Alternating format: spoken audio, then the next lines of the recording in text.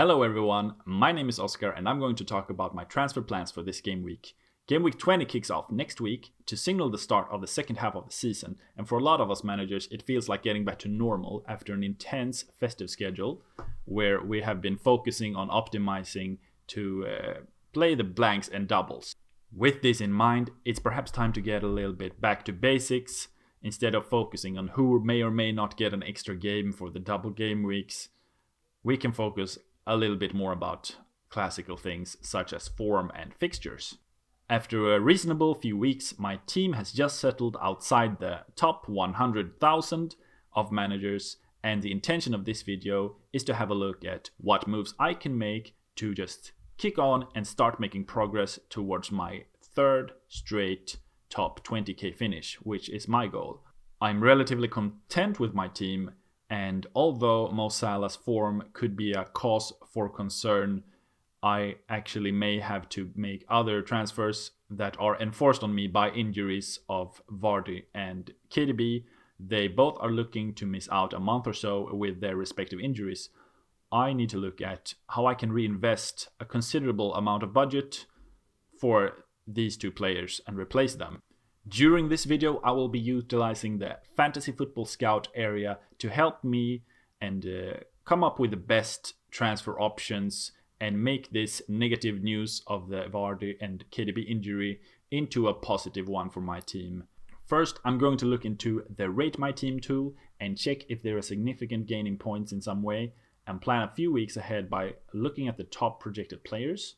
I really like Manchester City's fixtures, so I'm thinking that Gundogan or Stones could be good assets to own, and I expect the City assets to be rated highly by the tool, but let's see.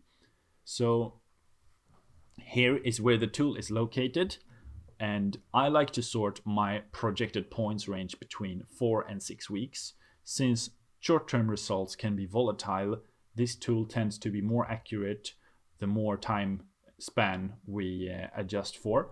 So I suggest you look at longer than the next 2 game weeks, for example. Another reason I'll be looking at 4 game weeks is that both Vardy and KDB are likely out for that period. So this means I can focus on maximizing points while they are out without having to worrying about getting them back in very swiftly. So there's 2 things I like to look out for in this tool. The first thing is projected points, and the second thing is value. Since Vardy and KDB are both injured, I'll likely make a double move, so let's look at good replacements for those players. So these projections show that the only relevant forward is Kane when it comes to most points from big hitters. And we can see that there are a couple of midfielders that are likely to do well here. So Son, Rashford and Kane and Sterling. And we also have Mane in the mix, but I think I'll exclude him from my tinkering. Having 2 ultra expensive Liverpool assets means we will have captains from fewer games represented. So I would much rather have Sterling and Salah rather than Mane and Salah, even if I rate Mane and Sterling as quite similar assets this season in isolation. So by sorting by next 4 weeks, my list would consist of Son, Rashford, Kane and Sterling out of the big hitters. But that's just looking at the big points. Now we also don't want to neglect the cheaper options, we should also consider their value. So if I sort by value, and let's look at each position. So let's look at defenders first, because we don't care about goalkeepers. So we can see that Stones is actually a bit lower than I had anticipated, and I really like him. So I will look at another game week range to see if he becomes a better option, because I'm quite sure that I do want him medium term. In this case, I would have thought that Stones would be very close to Diaz in terms of points gained, but we can see here that if Diaz just scores 5 more points than Stones in 6 game weeks time, then he's still a better value pick actually, which is a bit of an eye-opener, for me at least. And Dallas, who I already own, is doing fairly well on this table. So that means I should maybe not sell him for stones, actually. We can see that Chelsea defenders are on top, and it's actually quite interesting because most players have 0 or 1 Chelsea defender, so that could be an interesting differential tactic, just like 2 Manchester City defenders has been very successful in recent months. Since it's only Silva and Chilwell who are nailed in the Chelsea defense, and I already own Chilwell, Silva is the only Chelsea defender that I would consider. If we look at the value tab, but for mids, I like to look at who the value picks are that are still expensive. So we can see that Bruno and Son mainly is value despite being expensive. I'm not that sold on downgrading KDB to a 5.5 million player since I already have 2 players in that bracket in my team. If we change to the highest projected points, then it's clear that it's Son or Kane or Rashford. But let's forget Kane for a sec, since we are talking of the midfielder position. So it really boils down to Son or Rashford by looking at these projections.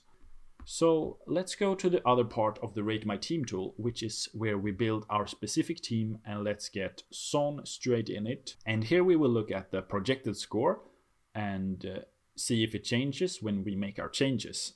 It can also be worth looking at if there are any hits that we should consider taking. So by selling Dallas and getting stones, the gain is 3 points. So it looks like a hit that could be worth it, but a close call. If we look at Mitchell to stones instead, we can gain 5 points more, but a lot more benching headaches arise. So ideally, I think we want to keep Mitchell in our team to have more money. Getting Son or Rashford is a good idea, so let's compare the two. This is the heat map. It can be useful when it comes to some assets, but it's something that I think needs to be mixed with a bit of eye test actually to get better insights.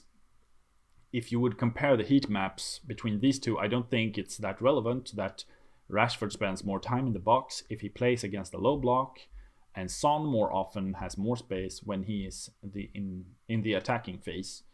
But let's switch to the shot heat map instead. And we can see that Son makes his shots count, so to say, while Rashford makes more speculative efforts. And let's just compare with the full season to confirm this.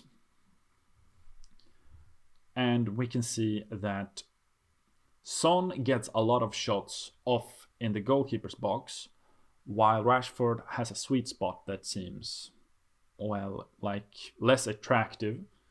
First thing to look out for is that they have played similar amounts of minutes, and we can see that Rashford actually has played a little bit more since he has had a double game week, but Son has still 1 more return and Rashford has 2 yellow cards, which isn't nice.